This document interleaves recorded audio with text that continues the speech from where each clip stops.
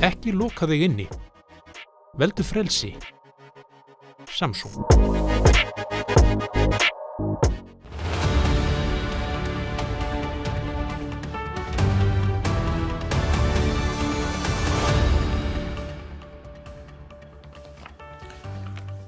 Komið sæl og blessuð og velkomin í Spursmál föstudaginn 27. júní. Við heilsum ykkur á hásumri og pólitíkin enn í fullum gangi þegar hún ætti alla jafna að vera komin í sumarfrí. Það háspenna lífshætta við Austurvöll þessa dagana. Við reynt að semja þinglok, stjórnarandstaðan og stjórnarmeirihlutin mætast sem aldrei fyrir að fullri hörku. Ég ætla að fá hingað 3 úr minnihlutanum gesti. Guðrúnu Hafsteinsdóttur, formann Sjálfstæðisflokksins, Ingibjörgu Ísaksen sem formaður þingflokks Framsóknarflokksins og Bergþór Ólason sem formaður þingflokks Miðflokksins. Ég ætla að reyna að pumpa þau aðeins það hvernig kaupin gerast af eyrinni þessa dagana í þinginu. Og það hefur auðvitað ekki verið tíðindalítið úr pólitíkinni. Við höfum fylgst með hverri bombertuna á fætur annarri. Magnað viðtal sem að Kristrún Frostadóttir mætti í Kastljósi fyrir vikunni. Þar var silkihönskunum beitt en samt tókst henni að reyta stjórnarandsstöðuna vel til reiði. Inga Sæland, hún öflug á lyklaborðinu á síðkvöldum og leiðréttir þar pistla sína æjofan í æ. Sennilega eftir leiðbeiningum frá Heimi Má Péturssyni sem að miklu ræður í þeim ágæta flokki. En það af ýmsum öðrum vettvangi sem að við erum auðvitað að skoða hlutina. NATO hélt stóran fund í Haag í vikunni og þaðan bárust góð tíðindi. Það virðist meiri samstaða meðal stóru ríkjana sem að öllu ráða þar, ekki síst af hálfu Bandaríkjana. Bandaríkin munu koma til varnar Evrópu þá þegar það gerist að Rússar eða aðrir koma hér með vopnum gegn okkur. Það þarf að styrkja varnirnar, það þekkjum við vel. Ísland eftirbáti annarra þjóða hvað þetta varðar og núverandi ríkisstjórn ætlar ekki að koma framlagi til varnarmála upp í 1,5% af landsframleiðslu fyrir árið 2035. Á sama tíma eru aðrar þjóðir að keppast við að koma því hlutfall upp í 5%. Og þetta eiginlega til skammar. Við ættum auðvitað að taka miklu virkari þátt í okkar eigin vörnum og annarra í álfunni heldur en við gerum. Það var alltaf skondið sanna sagna þegar Kristrún Frostadóttir lýsti yfir að á þessu fundi hefðu aðrir þjóðarleiðtogar lýst þakklæti fyrir framlag Íslands til varnarmála. Það algjörlega útilokað að menn hafi haldið slíku fram. Þeir hefðu frekar átt að segja takk fyrir ekkert því að við leggjum svo lítið af mörkum. Úr þessu þarf að bæta. Við erum þjóð meðal þjóða þótt smá séum og þó við séum ekki með okkar eigin her, þá getum við lagt mikið af mörkum, hvort sem það í beinum fjárframlögum eða annars konar þjónustu við stríðandi hópa, meðal annars úkraínska herinn sem á, eins og við þekkjum, sárt að binda í alvarlegum og ógeðfelldum átökum við Rússa. Af innlendum vettvangi kannski það helsta að frétta fyrir utan pólitíkina að verðbólgan komin aftur á skrið. Við fengum mælingu í morgun sem lítur illa út. Við sjáum að matur og drykkur hefur hækkað 6% síðasta árið. Þetta eru vontíðindi fyrir þjóðarbúið auðvitað í heild en ekki síst þá sem eru með verðtryggð lán á húsunum sínum og það vonandi að nú verði gripið til aðgerða til að stemma stigu við þessu. Það þarf vinnumarkaðurinn að gera en það þurfa stjórnvöld auðvitað líka að gera með því að reyna að draga úr ríkisútgjöldum. Það gera menn ekki með því að semja ekki við vararíkissaksóknara og senda hann heim næstu 9 árin fyrir 300 milljónir króna. Menn þurfa að fara vel með hverja einustu krónu sem kemur í ríkiskassan. Þetta eru peningar sem koma úr vösum almennings og fyrirtækja í landinu. Og svo af vettvangi spursmála, við höldum áfram með okkar góða bókaklúbb. Það hefur verið mikil og góð umræði kringum 1984 eftir George Orwell sem við höfum verið að lesa núna í júnímánuði. Og ég tilkynna það hér með að þann 9. júlí næstkomandi sem miðvikudagskvöld þá ætla ég að setjast niður á vinnustofu Kjarval ásamt Kára Stefánssyni, fremsta og merkasta erfðafræði rannsóknarmanni okkar Íslendinga fyrr og síðar. Hann hefur ekki lesið þessa bók í 50 ár en dustaði rykið af henni fyrir mín orð núna fyrir í mánuðunum og við ætlum að eiga hispurslaust, hressilegt og umfram allt mjög skemmtilegt samtal þarna á Kjarval í þar næstu viku. Og ég hvet ykkur til að mæta þangað vettvang, allir klúbbmeðlimir, þið getið skráð ykkur í klúbbin, ykkur á kostnaðarlausu og þá getið þið mætt þarna á góða kvöldstund með okkur, kannski yfir ölkollu eða 2. En svo það bók júlímánaðar. Það engin önnur en bókin Afnám haftana, samningar aldarinnar eftir Sigurð Má Jónsson, vinn minn og kollega blaðamann. Hann fjallar þar afnám haftana þegar við náðum samningu við kröfuhafana árið 2015. Þetta málið sem ég ræddi við Sigmund Davíð í mjög áhugaverðu viðtali hér fyrir nokkru síðan. Og Sigurður tók þetta saman í mjög áhugaverðri bók sem að ég hvet ykkur til þess að verða ykkur út og lesa því að þetta segir okkur samtímasögu af stórum og miklum atburðum sem að hafa haft mikil áhrif á það hvernig Íslands samfélag hefur þróast allar götur síðan. Þessi bók fáanleg í verslunum Pennans, hvet ykkur til þess að fara út ykkur eintak þar. Klúbburinn góði auðvitað í samstarfi við Pennan, Brim, Samsung og Keresis. Það eru fyrirtæki sem að gera okkur kleift að halda úti þessu góða starfi. Hvet ykkur til þess að taka þátt í því. En hér eftir örskamma stund þá verður hér Ingibjörg Ísaksen, Guðrún Hafsteinsdóttir og Bergþór Ólason. En áður en að því kemur þá ætlum við að fara aðeins yfir samfélagsmiðlana og pólitíkina í landinu. Í vikunni var allt á suðu punkti á Alþingi og lá samfélagið gjörsamlega á hliðinni samhliða því. Eða kannski bara ekki, því að stórum hluta þjóðarinnar bara alveg slétt sama það sem að gerast í leikskólanum við Austurvöll. Það sem hægt að jagast, kýta og karpa ekki raskat í bala á kostnað almennings. Jesús Kristur á himni sko. Eða, ég meina, þetta allavega upplifun meirihlutans að tvöföldun veiðigjalda sé ekkert til að tala og að minnihlutinn hafi bara engan áhuga á því að komast í sumarfrí. Sé bara eitthvað ofupptekinn við að skila vídeóspólu og babla eitthvað út í tómu eitthvað sem engu máli skiptir. Vitið það, ég veit ekki hvor fylkingin að kveina meira þessa dagana, meiri eða minnihlutinn. Þetta virðist bara vera orðin einn stór spangólandi vælukór. Eða hvað, þú veist, dæmi hver fyrir sig. Hvar Birgir Ármannsson þegar maður þarf á honum að halda? Hann væri löngu búinn að siga stóðin í sumarfrí. Ég held að hann þurfi nú eitthvað að fara að kenna Þórunni Sveinbjarnardóttur að klæða sig í pung. Okkar ástkæra Inga amma fór mikinn á samfélagsmiðlunum í vikunni enda var hún starfandi forsætisráðherra á meðan að Kay Frost fór utan að hitta nýja besta vin sinn Donald Trump. Og að sjálfsögðu þurfti Inga að nýta sér gluggann og láta gamminn geisa sem aldrei fyrr og þá nú mikið sagt. Sumir vilja nú eitthvað meina að hún hafi verið búin að væta vel á sér kverkarnar áður en hún skrifaði þessar 36 Facebook-færslur ræðu stjórnarandstöðunar. Það einhver sumarfrísfílingur komin í okkar konu. Hún var þarna örugglega með snjallsímann í lóanum og sjampó og sangri á kantinum. En ég veit ekki alveg hvort það var það eða móðan á brillunum sem olli því að Edita þurfti sumarfærslurnar 4 sinnum eða oftar. Ég meina, má maður aðeins eða? Simmi Gummi var líka léttur að vanda og í sama stöðu og Inga. Ég held samt að hann hafi látið sjampóið og sangríuna vera. Guði sé lof, því að annað væri náttúrulega bara harmleikur. En hann hafði sérstaklega gaman að því að hlusta á tilþrif vina sinna Þórarins Inga, sem flestir þekkja sem þinga lífstílsbónda, og kynjakvótaprinsins Jens Garðars. Watch and learn sennilega það sem að Simmi að reyna að tileinka sér þessa dagana. The Queen of hækkun veiðigjalda, Hanna Katrín Friðriksson herself, var ekkert eðlilega hnittin og fyndin á Facebooku dögunum þegar hún postaði færslu hina raunverulegu merkingu á hugtakinu málþóf.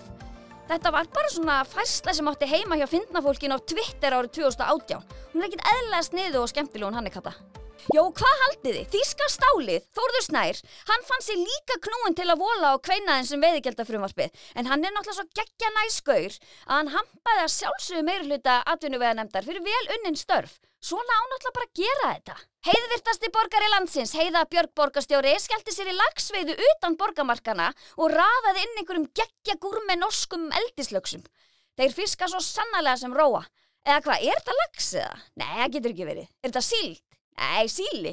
Nei, silungur. Þetta silungur? Æ, gleymum þessu. En mér finnst samt eiginlega að það ætti líka að fara að rukka meira fyrir stangveiði. Það ekki? Jú, mér finnst það. Bryndísi Haralds síst ekkert á grínistana í stjórnarmeirihlutanum.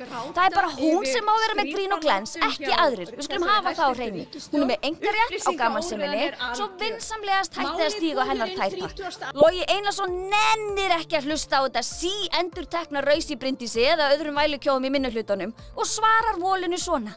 Nani, bú, bú, Kay frá stjórnan hefur mikið verið að chilla með eldri borgurum síðustu daga og temja sér siði þeirra sem eldri og reynslu meiri eru. Enda eru lítil börn þannig, þau eru eins og leir í höndum þeirra sem eru eldri. Við höfum farið yfir þetta áður. Á kvenréttindadaginn fagnaði hún 110 ára kosningaréttarafmæli kvenna með sjálfri Jóhönnu Sigurðardóttur sem þó ekki alveg orðin 110 ára þó að einhverjir hafi haldið það. En svo fór Kay Frost á vinafund með uppáhalds heldri borgara heimsbyggðarinnar, hinum eina sanna Donna Trump. Tóka Gunn, utanríkisráðherra, fékk að fara með Kay Frost í ferðina og sagðist í kvöldfréttum á dögunum hafa legið alveg kylliflöt yfir sjarmatröllinu Trump. Og nú eru þau öll þrjú alveg geggja góði vinir. nýjasta stjörnuþríhyggja heimsins. Appelsínugult eðlufólk nefnilega líka fólk sko og það vita Togga og Kay algjörlega upp á hár. Þegar Snúlli okkar allra besti máson ekki að fara með gamanmál í ræðustól Alþingis þá raskarolla TikTok eins og fólk á hans aldri á að vera að gera. Og þar hann að finna alls konar TikTokara sem eru ekki sammála hans hugsjónum og bara kistuleggja það í beinni. Æ, hann samt alltaf mest í Snúllin, það vitum við. Jens Garðar Helgason sem nú kallaður Jose Carlos Fabrizio drengur góður og kann að biðjast fyrirgefninga þegar hann hleypur á sig. Það gerði hann á dögunum þegar hann hafði farið með fleipur skattamál Venezuela-búa og ég vissi bara ekki að gæinn væri fluent í spænsku. Ég hélt hann kynni mestalagi að segja uno grande cerveza por favor. Goss, spænski fólinn, djöð var ég til að fara með honum til Spánar og kannski gervigreindinni líka. Í vikunni lagði nýliðin Ása Berglind öllum villidýrunum á Alþingi línurnar þingsköp og sagðist hún aldrei hafa orðið vitni af öðrum eins dýragarði og nú. And that brand new bombshell in the villa. Vonandi heldur hún ekki að þetta bestni eitthvað, þetta verður ekki betra sko. Íringurinn Jón Gnarr hann óþreyjufullur og þarf að fara að komast í sumarfrí. Hann hann hundleiður á því að klæðast jökkum því það gerir hann aldrei eftir sumardaginn 1. apríl. Hversu lengi á hann að bíða eftir því að geta klætt sig úr þessum helvítis jakka? Come on krakkar, það löngu komið sumar. Og ég meina hann ekkert að vera í einhverju sumarvinnu sko, nei hann vill vera í sumarfríi. Ísdrottningin heldur áfram með tiltektina í Valhöll og ákvað að rífa í burtu gamalgrónar og rotnar rætur í Valhöll. En hún ekki kölluð Ísdrottningin fyrir ekki neitt, hún veit hvernig á að vinna fólk til sín og á sitt band, létta andan og kæla fólk niður. Ice Guys Ís á línuna og allir sáttir, sjáu þessi krút. Elskulega Hildur Sverri skellti sér til Rómar á dögunum til að hitta fyrran Leo Páa og biðja hann að blessa Alþingi Íslendinga. Hann ekkert eðlilega mikið krútt. Ég ætla sko að skýra barnið mitt í höfuðið á honum, hann svo sætur. En Pope Leo, hann varð við Bónhildar og nú verður allt betra. Ég get lofað ykkur því. Þinglok í nánd og sumarið í þann mund að fara umvefi okkur með hlýju og birtu og ill. Og nú hoppum við bara hýr og brá út í bliðina og njótum þess að vera til. Þangað til næst!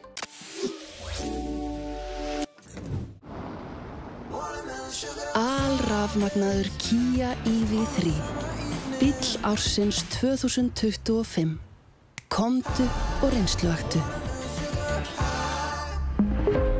Askja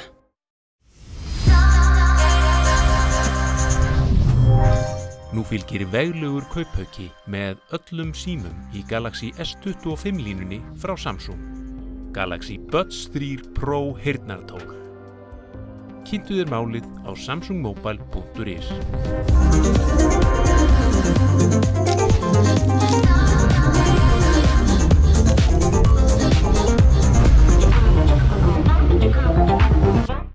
Og það eitt sem dálítið skemmtilegt við þetta grill. Ég myndi segja að það væri þessi fjölbreytileiki.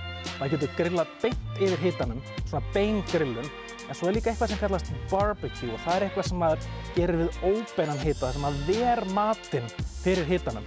Og svo í þriðja lagi að það líka hægt að breyta þessu grilli í reykofn. Þegar ég bara kasta nokkrum viðarköpum ofan á kolinn, þá umbreytist grillið í það sem kallast smoker og það alveg frábært. Ég get eiginlega ekki beðið eftir að borða. Þetta áttur að vera algjört æði.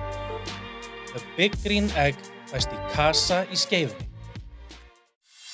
Góð hljóðvist gríðarlega mikilvæg þegar kemur að veljan á vinnustað. Hjá A4 bjóðum við upp á fjölbreyttar og vandaðar lausnir fyrir hvaða rými sem Hafðu samband eða kíktu í heimsókn og kynntu þér hljóðvistar lausnirnar sem henta þínum vinnustað. Komiði sæla nýju. Eins og ég nefndi, það rafmagnað andrúmsloft og raunar allt í hers höndum niðri við Austurvöll. Það verið að reyna að ljúka þinginu en það hver höndun upp á móti annarri. Ég hef fengið hingað 3 góða gesti, alla úr stjórnarandstöðunni, Guðrúnu Hafsteinsdóttur, Bergur Ólason og Ingibjörgu Ísaksen. Ég að vanda bauð ymsum úr stjórnarmeirihlutanum en þau eru vant við látin. Sérstaklega Guðmundur Ari Sigurjónsson sem kann ekki að svara tölvupóstunum frá mér. Ég veit ekki hvort hann sé nægilega vel upp alinn, það kannski að ræða það við foreldrar hans. En hvað kemur út úr því veit ég ekki. Hann kemur kannski hingað í þáttinn til mín í haust þegar við hefjum leikað nýju.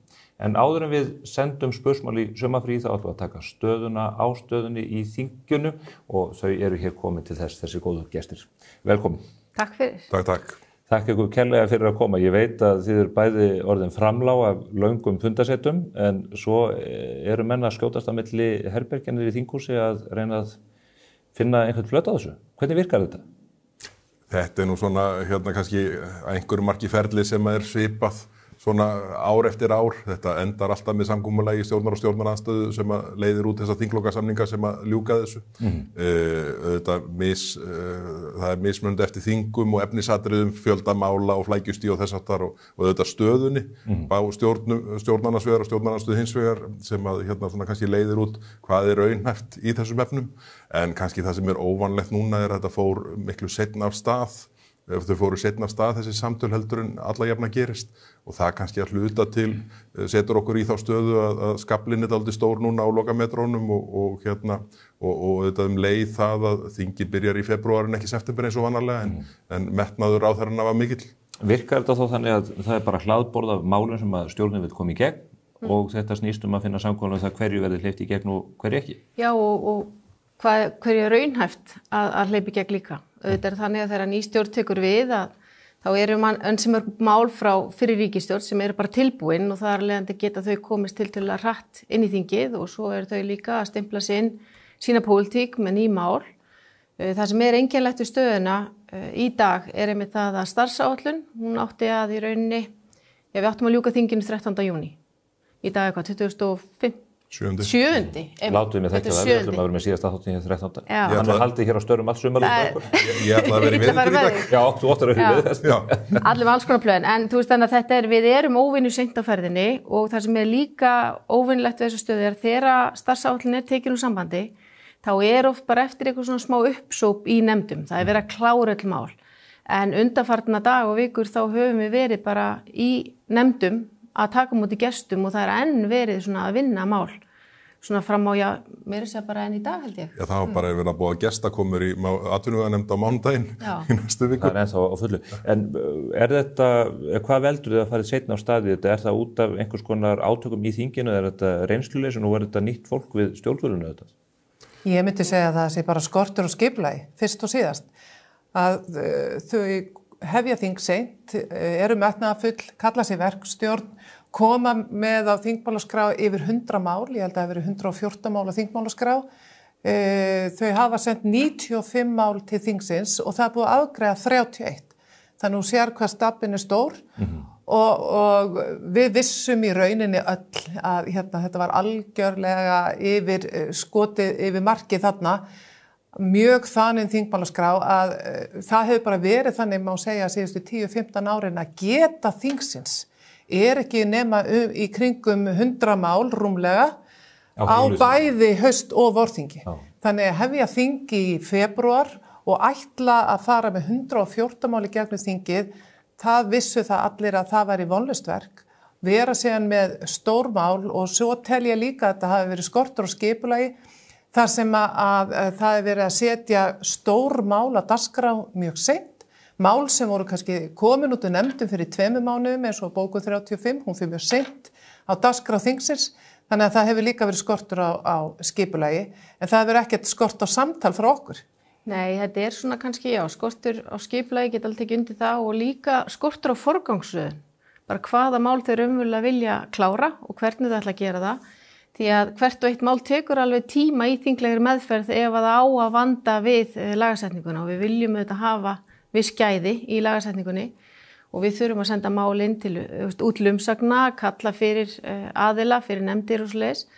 Þannig að þetta tekur allt sinn tíma og við þurfum líka svona að horfa svolítið raunsætt á hvað er raunverulega hægt að klára og hvaða mál er þá hægt líka að bara flytja þá aftur í haust. En svo eru viss mál líka, því þú spurðir einmitt hvort það væri bara eitthvað stapamálum. Það eru líka viss mál sem eru svokölluð dagsetningamál sem þarf að klára vegna dagsetninga. Sem eru þá einhvers konar afgreiðslumál? Fjármálaáætlun, fjármálastefna, fjárauki og svona sem við vitum alveg að þarf að fara í gegn. Verður lögbundið í raun? Já, og þarf sinn tíma, til þess að við getum meðal annars lagt fram fjárlög í haust. En þetta eins og við horfum á fjármálaáætlunina núna sem býður annar umræðu. Hún mun þurfa svolítið tíma, hún tekur ofta 1,5-2 daga í umræðu.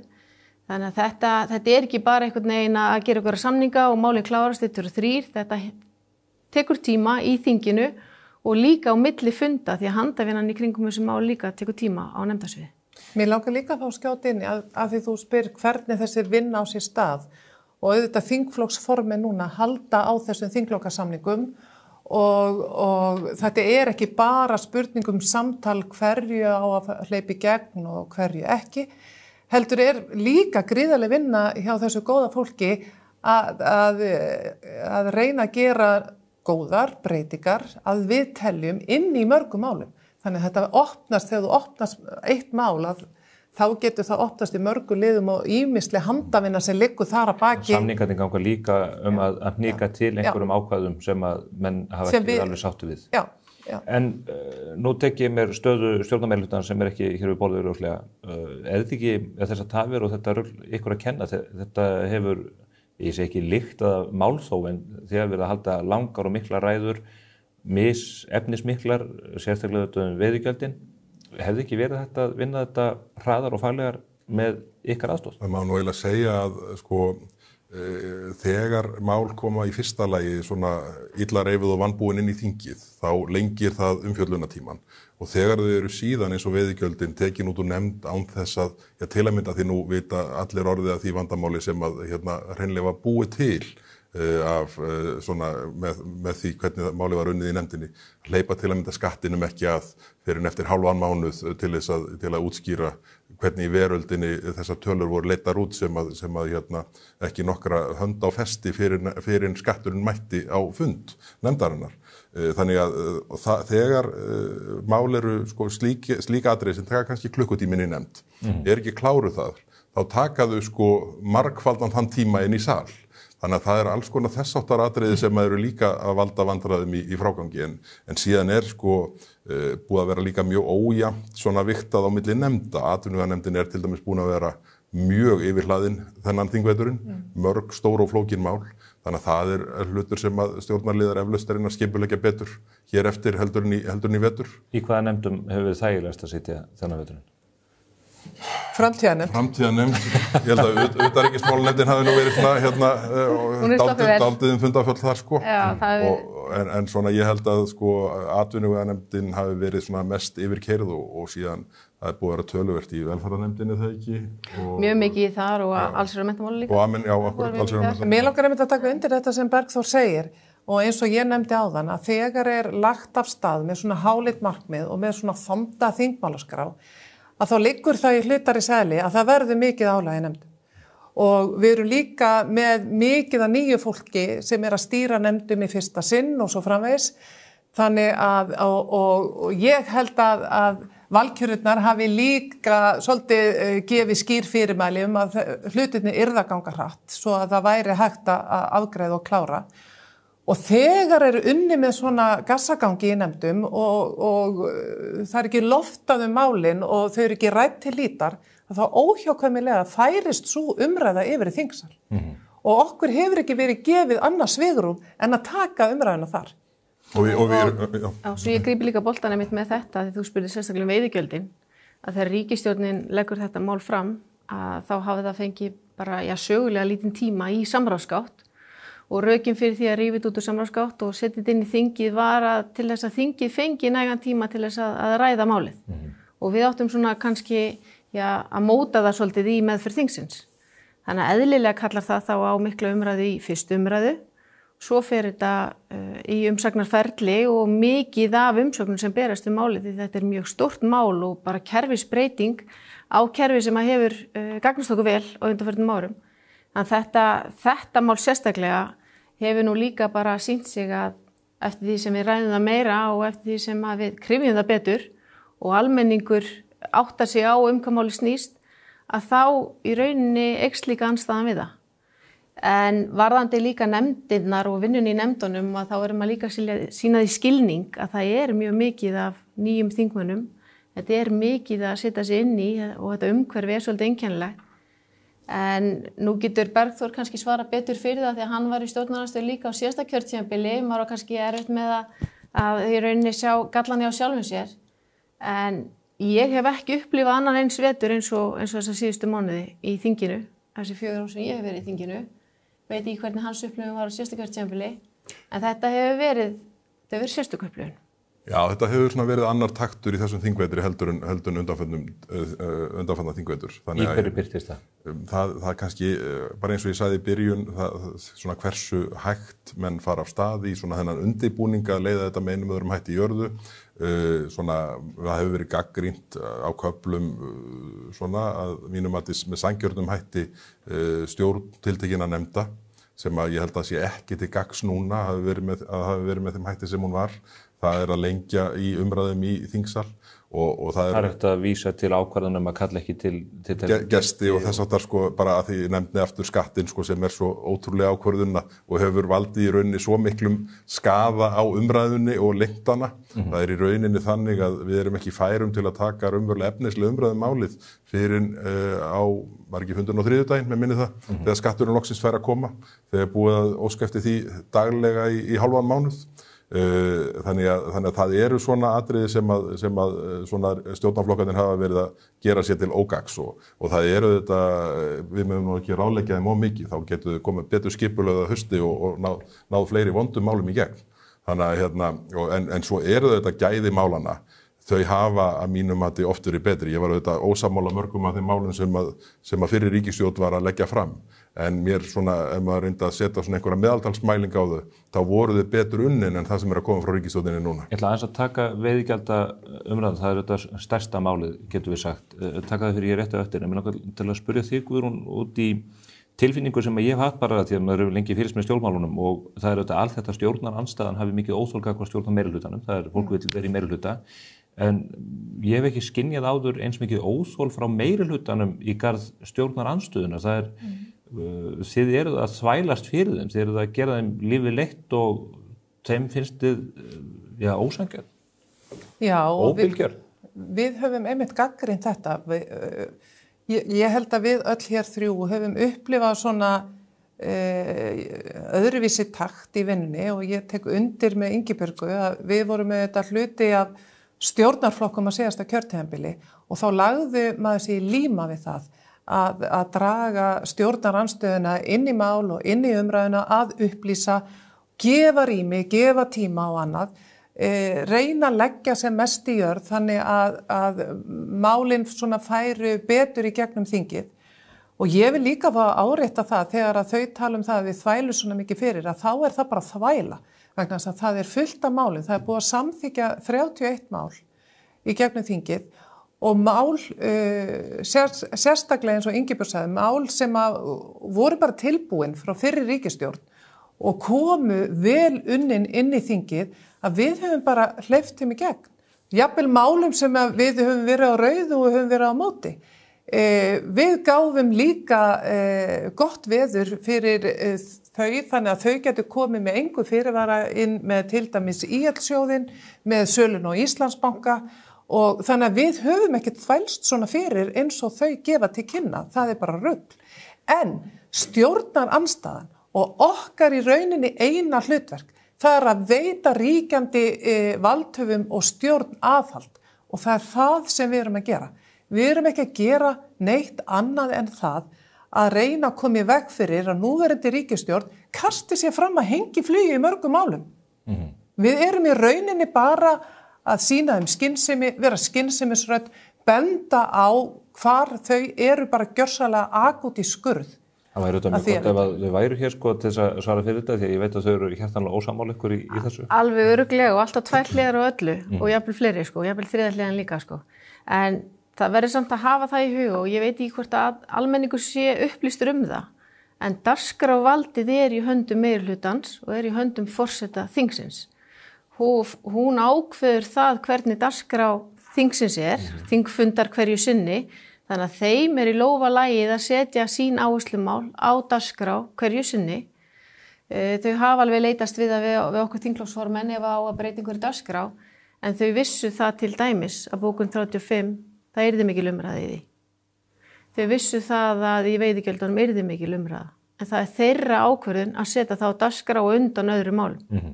Þannig að það kannski ekki hægt að segja það að við séum að standa í vegi fyrir einhverju lýðræðislegri umræðu í öðrum málum þegar þau setja það ekki að dagskrá. Og það nú kannski eins og varðandi bókun 35, þá nú mjög stór hluti umræðuna sem á sér stað utan skipulags þingfundatíma. Þannig að slík umræða ekki að taka tíma frá neinum öðrum mikilvægum málum, það bara dellu umræða.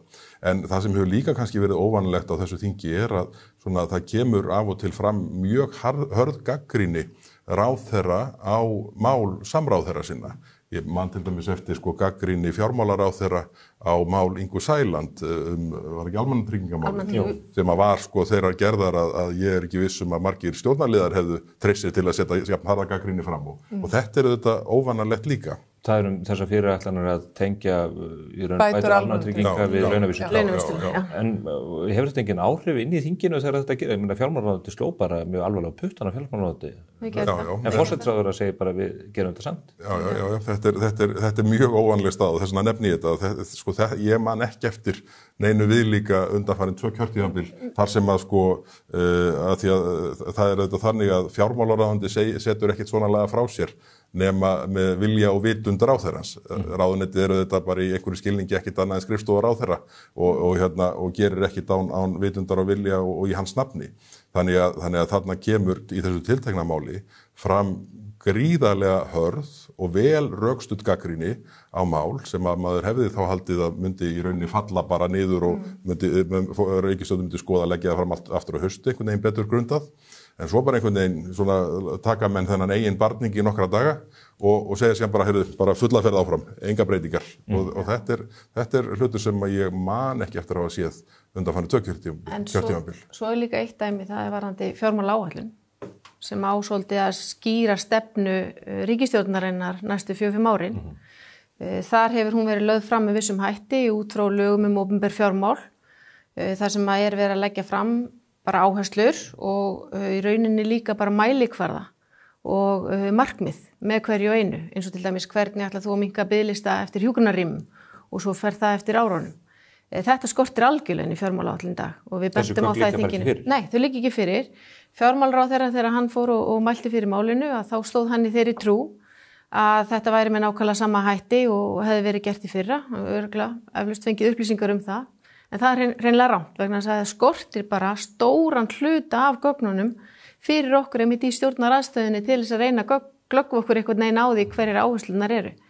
En þetta það ýmislegt sem að ber þess keim af byrjendabrag, þau þurfa bara að fá reynslu og það mun koma. Það auðvitað sérstakt að upplifun okkar held ég sé svolítið að þingið fyrr. Þingið fyrir framkvæmdarvaldinu og það bara alvarlegt þegar að fólk í lýðræðisríki ætlar að umgangast vald sitt með þeim hætti. En hafa þau ekki haft verkfæri til þess, Þórunn Sveinbjarnardóttir forseti þingsins, hún getur stöðvað umræðuna eins og veiðigjöldin ef að henni sýnir svo? Já, það nú umræðan þessa 71. grein nú svolítið á misskilningi byggð þykir mér. Ég held að engin stjórnmálamaður með sjálfsvirðingu myndi íhuga það yfir höfuð að beita 71. greininni á skattahækkunarmál sem bara hægt að leggja fram að hausti. Það er ekkit hafar í tímalega með þetta mál. Útskýrðu 71. greinin? 71. greinin í rauninni þessi grein sem heimilar forseta að stöðva umræðu, segja bara málið fullrætt og gengur til atkvæðagreiðslu. Þetta hefur verið notað tvisvar. Í annars skipti var að þegar stofnfundur NATO var bara beinlínis að byrja og menn sögðu bara, heyrðu þetta, það er búið að ræða þetta og menn ná ekki saman, við klárum þetta. Og óeirðir á Austurvelli? Óeirðir á Austurvelli og þar fram til götunum. Hitt skipti var snerið að frágangi fjárlaga sem var komið í einhvern öngstræti og var hoggið á þann hnút. Þetta fyrir áratugum síðan? Já, fyrir áratugum síðan. Að leggja það í jöfnu við einhvern skattahækkunarmál í dag, það ég veit ekki, ég var nú bara hissa á því til dæmis þegar Ólafur Þ. Harðarson einhvern veginn hendi sér út í þetta fenn væntanlega til stuðningsfélögum sínum í ríkisstjórninni en þetta það að leggja skattahækkunarmál, sérstaklega skattahækkunarmál þar sem að jafn illa grundað og þetta mál ég held að það detti það engum til hugar í raun. Þetta eins konar gjöreyðingarhnappur forsetans kallað oft kjarnorkuákvæði. Já, þetta breytir eðli þingstarfana. Þetta mun breyta þinginu til frambúðar. Já. Þess vegna hefur því bara verið beitt vissasinnum. Þetta er algjör neyðarhnappur. Og það er ekkert slíkt mál í meðförum þingsins. Nei. Og ekkert slíkt mál á þingmálaskrá fyrir allt kjörtímabilið sem að kallar fram þörf á slíkri mögulegri beitingu. En veiðigjaldafrumvarpið, svo við förum, það auðvitað það sem hefur farið mest fyrir og mest átök orðum. eru einhverja líkur á því að það fari í gegn fyrir sumar? Ekki óbreytt. Nei. Nei, þetta mál ásamt öðrum liggur auðvitað borðinu hjá okkur núna, þingflokksformönnum, í tengslu við þinglokasamninga. Við getum ekki farið eitthvað nánar út í það, endilega ekki hér og nú. En þetta eitt af stóru verkefnunum sem að blasi við okkur. Nú þetta rétt við höfum þetta að segja að þátturum var mannaður þegar við reiknuðum með að vera komin bara í svona frágangs að afloknum þinglokasamningum þannig að við höfum þetta örlítið í Íslandsmeistaramótinu í þagnarbindindi í þættinum allavega við tvö en þá beini ég orðum mínum að góðum. En nú þetta frumvarp svona vaxið, það eru mikil átök það augljóslega og það búið að ræða þetta fram og aftur. Forsætisráðherrann stígur fram fyrir þessari viku, sakar ykkur falsfréttaflutning eða að villa fyrir þjóðinni í þessu tiltekna máli. Inga Sæland fer síðan inn á Facebook og skrifar þar einhvern ótrúlegasta stjórnmálastatu sem að við höfum augum litið og hún breytir honum reyndar 4 sinnum og þar eru fullyrðingar að þetta frumvarp feli í sér skatttekjur fyrir sveitarfélög og annað sem að allir sjá að stenst ekki skoðun. Þetta mál á mjög vondum stað. Þið segið það fyrir ekki óbreytt í gegn. Hvers konar breytingar þarf að gera á þessu máli til þess að þið segið, við semjum það, þetta farið í gegn? Við höfum þetta lagt það til, fyrst og síðan, líklega þetta hitta stærstu máli ríkisstjórnarinnar á kjörtímabilinu. Og ég skil vel að þær séu mjög áfjáður í það að klára það. En þetta kemur með miklum látum inn í þingið. Þarna á að gjörbreyta kerfi sem að við höfum starfað eftir langa tíma. Nú höfum við ekki bara kjörni fulltrúar aðilar í greininni, heldur þjóðin öll, kallað eftir því að við reynum að ná sátt sjávarútveg á Íslandi. Og það hefur til dæmis formaði Viðreisnar mikið talað um. Ég get ekki séð að með framlagningu þessa frumvarps að það sé mikill sáttatónn í því þegar hoggið svona með þessum hætti að einni af undirstöðu atvinnugreinum þjóðarinnar. En þau vísa í vilja almennings, þau vísa í kannanir sem að sýna að yfirgnæfandi meirihluti þjóðarinnar bara mjög sáttur við það að sé meira sótt á þessu fyrirtæki. Já, það eru skoðanakannanir, Stefán. Hvernig spurt?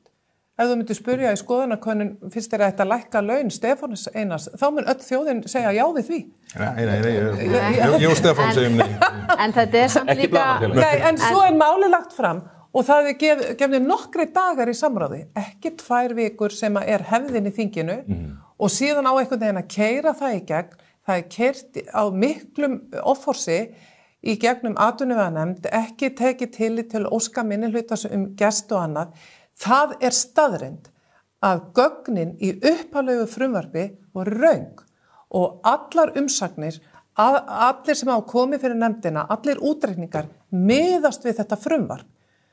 Við höfum allatíð bent á þarna eru röng gögn sem liggja til grundvallar og þá eru við sökuðum það að fara hér með einhvern falsfréttastíl þegar að segja skatturinn búin að segja það, nei, þetta voru röng gögn. Atvinnuvegaráðherrann hefur fullyrt beinlínis í mín eyru fyrir framan mörg hundruð manns að það séu til ákveðin gögn í málinu sem að síðan hefur verið staðfest að sé ekki til, þannig að þetta allt með miklum ólíkindum. Þess vegna höfum við lagt til að bara draga þetta frumvarp núna tilbaka, að ríkisstjórnin vinni það betur í sumar, fari betur yfir öll þessi tölulegu gögn og leggja það aftur fram í haust. Töldu þau að þau gætu, fyrst þau keyrað þetta svona miklu ofási gegn, töldu þetta yrði bara, eins og maður segir, þægileg gönguferð í skóginum? Ég held að það hafi nú verið mat þeirra og með vísan í þessa svona bróguðu könnun sem þau hengja sig mikið á, það eru fleiri kannanir sem leiða fram að manni hafi svona betur unnar og ígrundaðri sem leiða fram svona einhvern veginn miklu balanseraðri afstöðu fólks til þessa málsals og þannig að ég held að þau hafi talið að þetta gæti farið svona mjög auðveldlega og hratt í gegn en svo þetta bara kemur í ljós bara hversu mikið vantar upp á að máli sé raunverulega tækt og það þannig að það eru 2 minnihluta álit úr atvinnuveganefndinni, ég fer fyrir öðru þeirra og bæði leggja þau til að málinu verði vísa frá. Já, og þetta líka, það þetta þekkt leikfræði að búa til einhvern nóvin og í þessu tilfelli það stórútgerðin sem að spjótin beinast að og svo landsbyggðin sem að mun borga 81% af þessu, hún á að fá innviði og vegi í staðinn. Það er mjög ósmekklegt að segja þetta. Ég meina, jú, við viljum sjá uppbyggingu innviða á landsbyggðinni en það er óþarfi að hún þurfa að borga eitthvað aukalega fyrir það frekar heldur en einhver aðrir. En það er alveg ljóst að það er mikil svona, upplýsingaóreiða í þessu máli og það er eðlilega erfitt, það er erfitt fyrir okkur, hvað þá almenninga átta sér svona nokkurn veginn á hvar máli stendur og hvað það snýst. Vegna þess að það hefur tekið breytingum. Hins vegar er það þannig að ríkisstjórnin vill keyra þetta í gegn. Við höfum verið með 2 nefndarálit sem við viljum bara vísa þessu tilbaka, vinna þetta betur, til dæmis koma með áhrifagreiningu á sveitarfélög sem að hafa kallað eftir fundi með forsætisráðherra, millilegalausum fundi, bara að fá samtal vegna þess að það liggur ekkert fyrir hvað áhrif þetta hefur sveitarfélög en sveitarfélögin hafa fengið óháðan aðila til þess að reikna út og þar sést bara svart á hvítu að þetta mun hafa veruleg áhrif. Ef ég tek til dæmis bara minn heimabæ Akureyri, þá mun hækkunin vera 100% þar. Þetta eru svo svakalega tölur. Mér sagði að þetta sé 1 milljón á hvern einasta íbúa Grenivíkur. Já, þú veist, einmitt sem dæmi, þetta er mjög mikið, þannig að við vitum það alveg að þegar við erum að ná reyna á einhvers konar samkomulagi þinglok, ekki bara þetta mál heldur fleiri, þá þarf að mætast einhvers staðar. Mér langar að nefna sem dæmi sömuleiðis, bara Vestmannaeyjar, að þetta er hátt í 100% hækkun þar á veiðigjöldin. Þetta er hækkun í Vestmannaeyjum upp á 1,5 milljarða á ári. Á 10 árum eru það 15 milljarðar. Sem að verða sogaðar út í Vestmannaeyjum sem eiga einu sinni í dag öruggar samgöngur. Sko, þetta er verulega íþyngjandi skattur á landsbyggðina. Þetta mun þýða mikla samþjöppun í greininni. Þetta mun óhjákvæmilega þýða að það verði svona ákveðið rof á milli veiða og vinnslu. Þannig að það er hægt á því að vinnslan fari í auknum mæli erlendis. Við eigum einstakan sjávarútveg. Sjávarútvegur á Íslandi, þetta er eina atvinnugreinin okkar sem er að fullu samkeppnishæf við aðra þjóðir. Við eigum eitt besta sjávarútveg í heimi. Akkur í ósköpunum ætlum við að fara einhvern veginn úrvalsdeild í 3. deild og bera okkur síðan sama við önnur lönd. Þetta er óskiljanlegt. Meira hlutin þetta ósaman þessu. Mér langar út frá þessu, ef við slítum efnisatriði frumvarpsins aðeins frá umræðu núna. Ef ég les rétt í þetta, þó að þið vilji ekki tala með beinum hætti það, að þá verður ekki samið þinglok nema þetta mál verði slega frest. Guðrún, ert þú að fara að samþykkja þinglok núna fyrir helgi eða helgina með þetta mál í gegn, jafnvel þó að verði gerðar einhverja breytingar? Sko, það er alveg ljóst að það verður að gera breytingar á þessu frumvarpi ef það ánast einhver samningur um þinglok. En þið eru ennþá opin fyrir því að fara að krukka í frumvarpinu frekar heldur en að þessu verði einfaldlega frestað eins og minnihlutaálitin gerir ráð fyrir? Já, nú er bara samtal í gangi.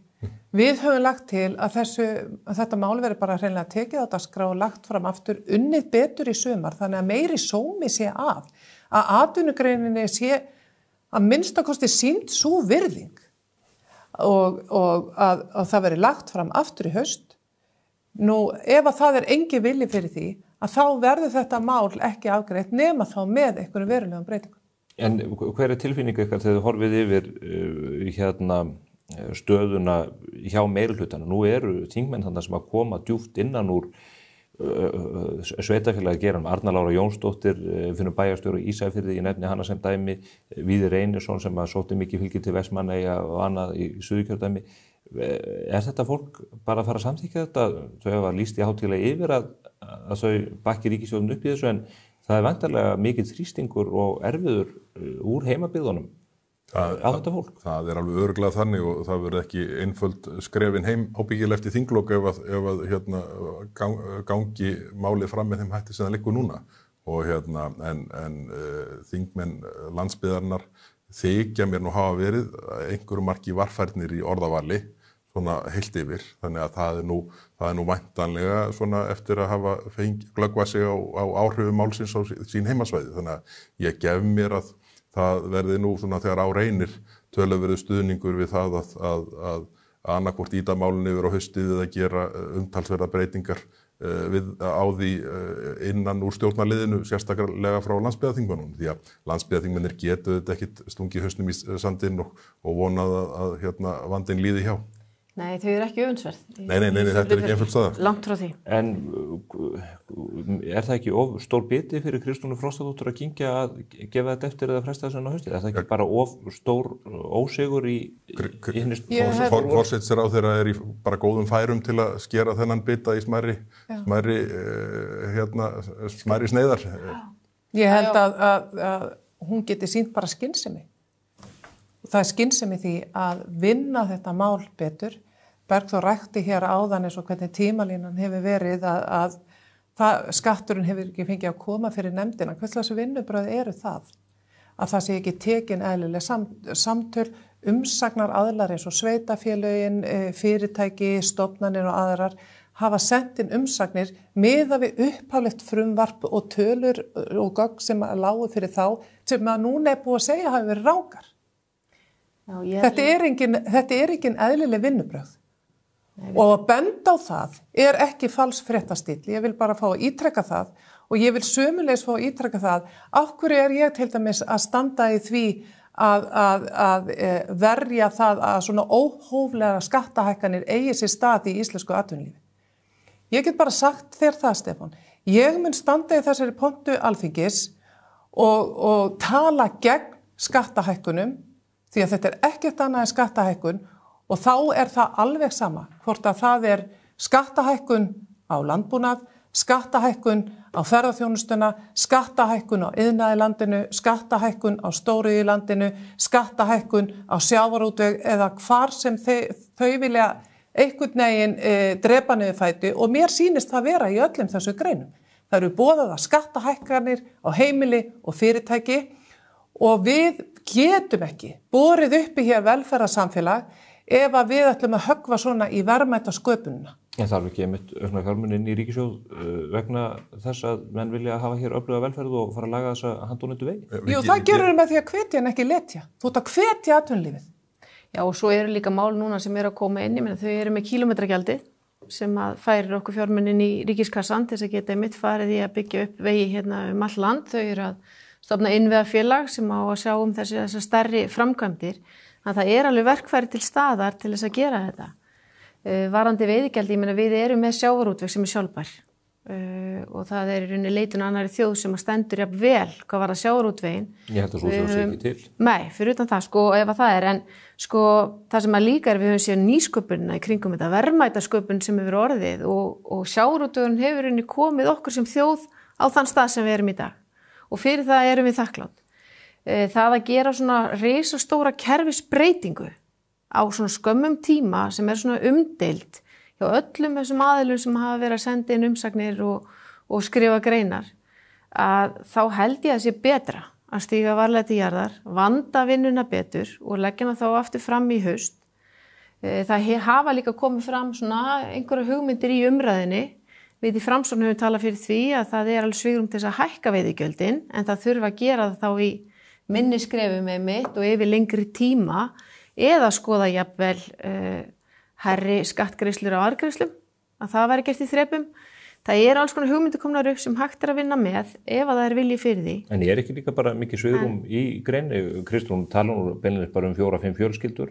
Þetta allt gríðarlega vel efnað fólk hefur auðgast mjög á sjávarútveginn. Ekki bara ból fyrir báru hjá þessum hópi?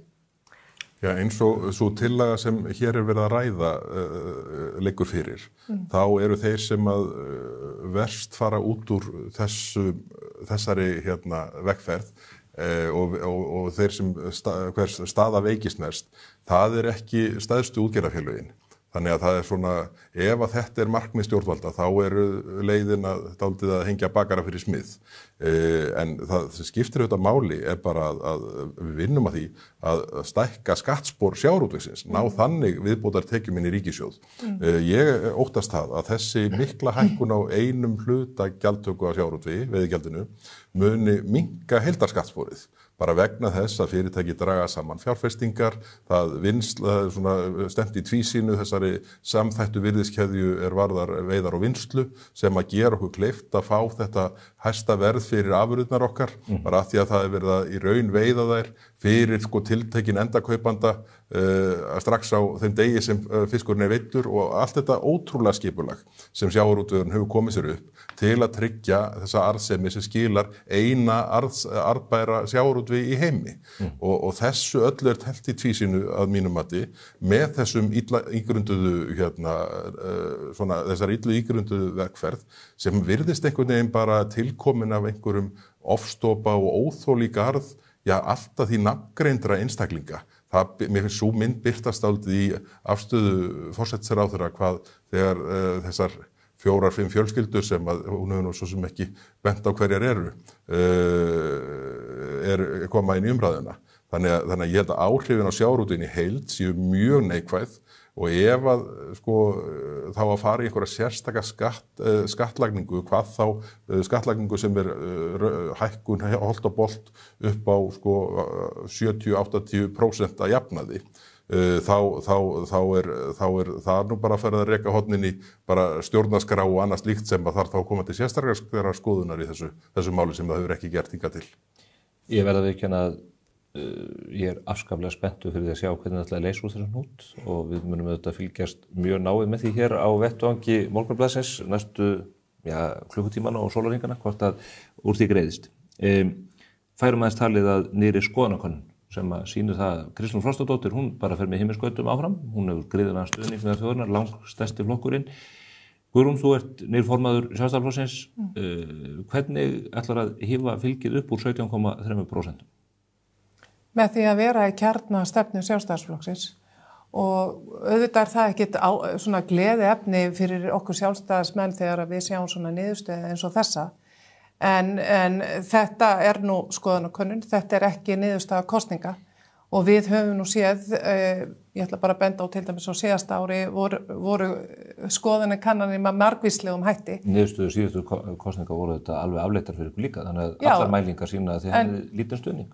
Já, en ég ætla að benda á að skoðanakannanir sýndu líka fyrir svona ári síðan að Sjálfstæðisflokkurinn væri komin í 13-14% eða fekku tæplega 20% í kostingum og þá að vera að sýna Samfylkinguna hátt í vel yfir 30% og hún fekk rúmlega 20% í skoðanakönnun. Þannig að í kostingunum afsakið. Þannig að þetta punktstaða bara dagsins í dag og auðvitað hún ekki gleðileg en ég hef ekki miklar áhyggjur af því. Við erum í langklöku sjálfstæðismenn, við vitum hvaðan við erum að koma, hvar við stöndum í dag og hvert við erum að fara og það er það sem skiptir máli. Það skiptir mig og þetta líka máli í nýrri forystu að það eru fleiri hundru manns sem hafa gengið í flokkinn, sjálfstæðisflokkin núna á síðustu vikum.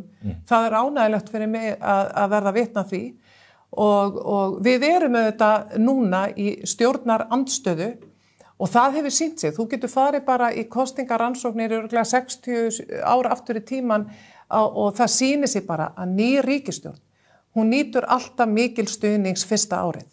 Fólk bara hefur tilhneigingu til þess að bara þjóðin ber von í brjósti með nýrri stjórn.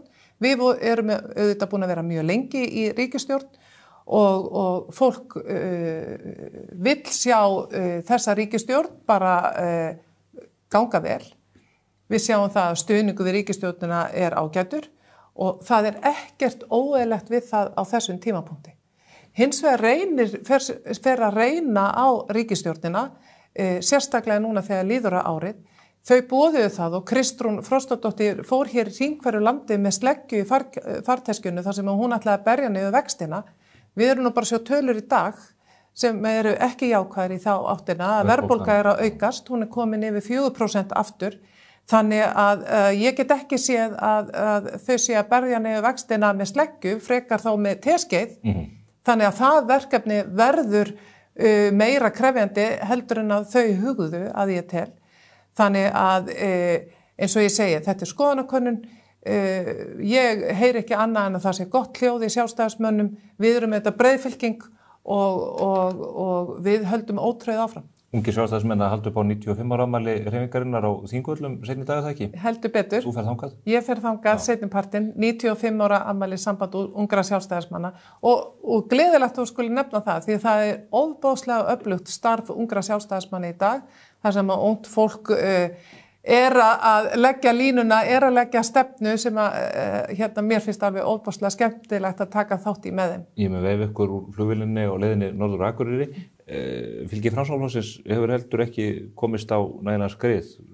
Hvað eru það að gera til þess að reyna að bæta úr þessu? Nei, það rétt. En mér langar að koma inn á það sem að Guðrún kemur inn á í sínu máli hérna áðan, sko, það að við erum þetta nýbúin í kosningum. Það 7 mánuði síðan að þjóðin gekk hérna til kosninga og kausir nýja ríkisstjórn og eðlilega eru væntingar og vonir til þess að þau skili einhverjum breytingum sem að var ákall Við vorum ekki þar inni, vissulega, en við sáum það líka á síðasta kjörtímabil eftir kosningarna 21 þegar að stjórnarflokkarnir voru að halda áfram að hækka í fylgi alveg ári eftir kosningarnar. Ríkisstjórnin núna að ég hefndi halda 90% af þeirra málum eru mál fyrri ríkisstjórnar, þannig að við eðlilega erum ekki búin að vera að gagnrýna þau mál sem við stóðum fyrir nokkrum mánuðum síðan. Þannig að ég held að þegar að þau fara sjálf svona að kjarna sig og koma með sínar áherslur betur næsta haust, að þá fer í rauninni að skilja betur á milli, því að núna eru þau bara að tala fyrir okkar málum. Þannig að það að leiðandi hefur gagnrýnisröddin ekki verið mjög há. Þú hefði áhyggjur lausinn í sumarið? Ég segi það nú ekki alveg. En ég meina við þurfum bara að kjarna okkur. Við erum með góða og gilda stefnu í þessu flokki sem að hefur staðist tímans tönn. Við höfum talað fyrir fjölskyldunum í landinu, heimilunum, heilbrigðismálum. Við höfum verulega áhyggjur af því núna á þessu kjörtímabili, hvert þau munu stefna. Það svona eitt og annað og svo líka bara ég tala ekki það að gjáin sem greinilega myndast núna á milli höfuðborgar og landsbyggðar. Það áhyggjuefni og það eitthvað sem við þurfum virkilega að berjast gegn. Við þurfum ekki að hafa mörg orð, eru þið Sigmundur ekki bara alsalir með ykkar 13-14% svona? Þetta var auðvitað bara ánægjuleg mæling en eins og þeir segja, þetta mæling og við svo sem rökkum ekki þetta hjórónum yfir þessu og höfum nú séð dýfur sömuleiðis þannig að en þetta auðvitað bara svona ánægjulegt merki en við höldum auðvitað bara áfram ótrauðir í þingflokknum, þingmennirnir bara hér eftir sem hingað til en þetta þetta aðeins varðandi það að Samfylkingin bæti við sig, þá þetta Viðreisn og Flokkur fólksins bæði að dala og ég held að þetta sé einhverjum marki vegna þess að öll vandamálin eru í fanginu á Viðreisn og flokki, sérstaklega Viðreisn held ég svo að segja, líka Flokki fólksins, Samfylkingin svona siglit aldrei lignan sjó, Kristrún í svona skjóli, en það gæti nú aðeins farið að blása þar svona þegar kemur í ljósa að þetta var einhver gúmmísleggja sem hún fór landið með og lofaði slag við verðbólguna en ekki einhver sem geti virkað. Þannig að ég nú svona hræddur að gæti nú eitthvað farið að blásum þar upp á toppi. Mér langar líka þá að bæta við að þessi ríkisstjórn, hún hefur ekki klárað eitt einasta þing og það ekki einu sinni víst að hún sé fær það. Við höfum lýst í núna vandræðagangi, við erum komið langt fram úr starfsáætlun, það átt að slíta hér þingi 13. júní og við sjáum ekki glitta í þinglok. Þannig að, já, eins og ég segi, ríkisstjórninni hefur verið á sínum hveitibrauðstöðum og það fer ekkert að reyna alvarlega á þau fyrr en í haust þegar þau þurfa núna að klambra saman sínum fjárlögum og ég held að það veri krefjandi verkefni, sérstaklega með Flokki fólksins. Svo þurfa að setja saman samgönguáætlun, þær eru búin að boða hér útgjöld upp á yfir 70 milljarða í öryggis- og varnarmálum og það ekki 1 króna í fjármálaáætlun undir þeim lið. Ég veit ekki alveg hvernig það ætla að fara að þessu, en bara gangið vel. Þú segir ekki glitta í þingflokki, ég veit að þér að fara inn á fund þingflokksformannir að reyna að semja ykkur niður á niðurstöðu, þetta verður allt mjög áhvert. Ég ætla að fella þið pólitíska talina, við ætlum að stökkva örsut í... Ég sé að þið sluppið í gegnum þetta náttúrulega. Ósk ykkur auðvitað góð skengis í pólitíkinni og sömuleiðis auðvitað stjórna meirihlutanum vonandi að þetta gangi allt upp hjá okkur. En við ætlum að fara í örstuttarauglýsingar og svo ætlum við að koma hér að vörmuspori og ljúka þættin.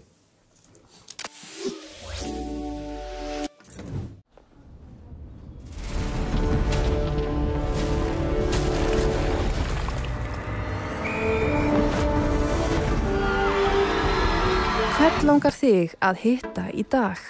Pennin Eymundsson. Ristnan á leiðinni niður. Gott eða slæmt? Cardio. Einfaldari útgjöld. Vantar þig bílavaraluti? Á polsen.is finnur þú bílavaralutina út frá bílnúmeri. Velur viðeigandi varaluti og pantar. Við sendum all land. Poulsen.is.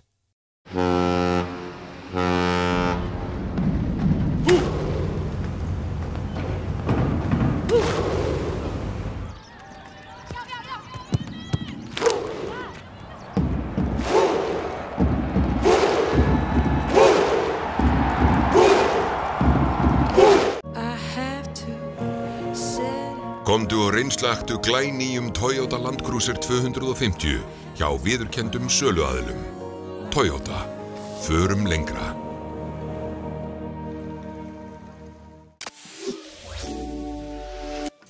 Komið sæl að nýju.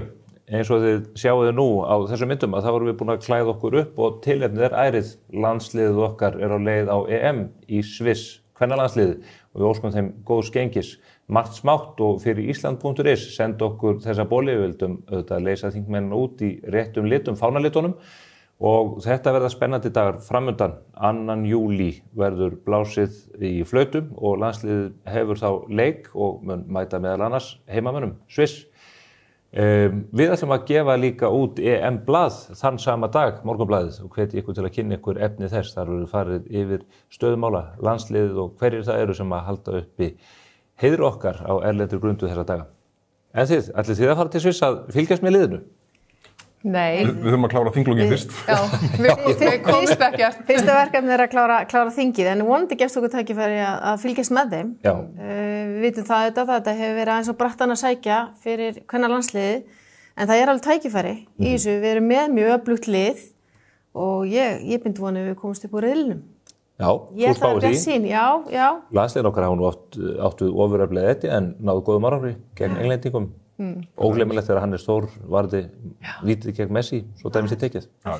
Þetta ég mun fylgjast spenntur með. Ég hef mjög gaman af þessum alþjóðamótum á sumrin. Hvort sem að kallaði kvennaboltinn, þetta er það sem að fyrir utan United-leikina þá þetta það sem ég hef mest gaman af í sjónvarpi. Þú áttu nú langan og farsalan feril með skallagrimi í fótboltanum? Það við skulum segja frjálsíþróttaferillinn hafi verið svona, hafi gengið ívið betur. En sundferillinn? Hástökkur. Já, það var stuttur og hægur.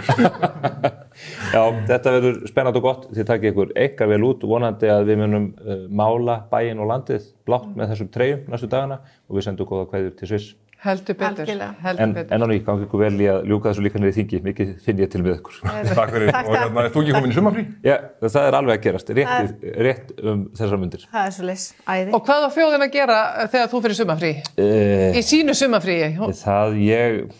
Ég bara veit það ekki. Ég er enda mjög ánægð með að fyrsta verkefni þitt eftir að kemst í frí, það er að fara norður. Já, Akureyrar. Elska Akureyri. Ég ætla að reyna að ná öðrum gólhring þar. Nú ætla ég bara að segja, þú hélst í einhvern tíma fram að þú yrðir hér með þátt á meðan þingi væri að störfum. Já. Og nú bara lofum við engu hvað var þar að þingi verði lokið næsta föstudag. Hver veit nema ég komið þá hér að nýju.